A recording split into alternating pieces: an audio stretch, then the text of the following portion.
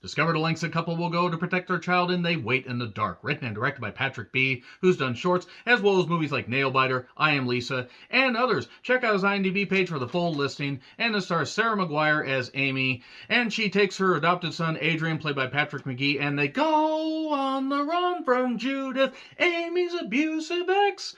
They're going through Topeka and Kansas City on the run. Yes, they're going all on the run. Okay, enough of that. But basically, yes, Amy has had enough of Judith's shit. So Judith, by the way, played by Lori Catherine Winkle. Had to make sure I wrote that down because I don't want to get these names wrong, even if I might mispronounce a couple things. I do apologize. And yes, we focus on Amy and Adrian, and they are just sleeping wherever. They're even, taking a break in a gas station lobby area with tons of oil that needs to be stocked. Not a very good gas station if there's that much goddamn oil in a rundown gas station, good lord. But nevertheless, I kid, of course. Having worked at a gas station and a couple other places like that, you see that stuff and you're just like, geez, that's not very smart as far as budgeting. But nevertheless, Amy and Adrian, they sleep in hotels, and basically they're just trying to make it back to Amy's hometown.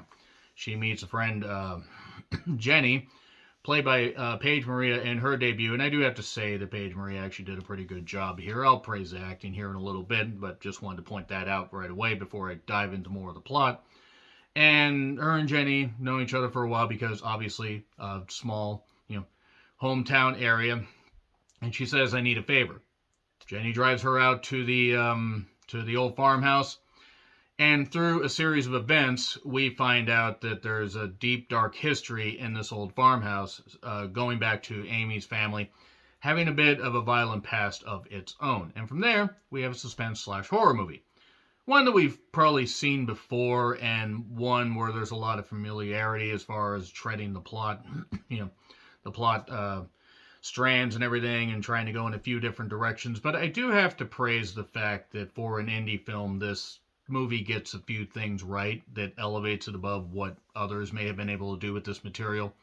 I will say right now, this movie isn't great. I do have some issues. The familiarity, the fact that the twist is kind of obvious, and there's nothing wrong with that. I'm not knocking the director/writer. I'm not knocking that at all. It's just there's only so much you can do with familiar plots and everything, familiar material. But Sarah Maguire does a pretty good job as Amy because obviously she's conflicted. We find out why a little bit later. And Judith, when she appears, it's such a differing thing because you have Amy that's almost like, confused and scared and a little meek at times, and then, more stuff gets revealed about her. And Judith, right from the onset, is just, this badass. She doesn't want to take, put up with anybody's shit. And then we find out that Amy had a bad relationship with her mother, that her dad and mother maybe met unfortunate ends, basically, and this house has some, deep, dark stuff to it. And Judith is pursuing her, and then we get certain reveals, and then we get a certain particular reveal that really isn't all that shocking in all honesty. And there are a few decent moments to this. I did like the chemistry between the characters of Amy and Adrian. I thought they were fine, but Adrian always seemed like he was a little bit standoffish, especially once certain things started happening, certain sounds and certain shadows and certain strange things going on in this house, and seeing things that he doesn't particularly understand. But as things go on, things get revealed, and it ends up being a movie that is effective enough, if not familiar. I mean, I definitely will say that Patrick B. did the best he could, and actually did some pretty good things with the small budget and the small production as it was. And there you go. That's pretty much it. So I am going to get into spoilers. It's a few bucks on Amazon. Throwing down a few bucks to rent this and watch it and enjoy it. It's got some good atmosphere, some good shots, some good camera work, and the acting isn't all that bad. So there you go. Now I'm going to get into spoilers, but that's your warning right there. So, decent acting, good atmospheric shots, well done for what it is. 3, 2, 1, spoilers! Okay, that was a little bit quick. So basically, Adrian is a black child, and Amy and Judith are both white. So it's an adopted kid. we find out a little bit later that, well, maybe Amy isn't the meek person that she actually claims to be.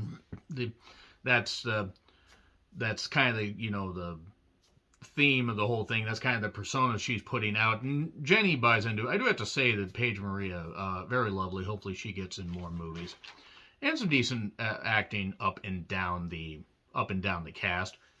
It turns out that Amy saw her mother die, and that the dad did it, and the dad actually died. And it's like, does Adrian know about all this? No, he doesn't. Judith, at one point when we first see her, is leaving this gas station, the same gas station that Amy and Adrian were in, and threatens the guy for basically calling her a whore, as it were, for a fun night, and threatens to cut off his balls. Some guys are into that. I'm not saying I am. Moving on from that, let's just get away from this very uncomfortable image that I put in everybody's head. Amy and Jenny have a good friendship, and Jenny gets her some groceries and helps her out and this kind of stuff. And then certain things start going on where it turns out teenagers are doing some weird shit, like they've used the yard in the house as a party atmosphere. There's even like a little,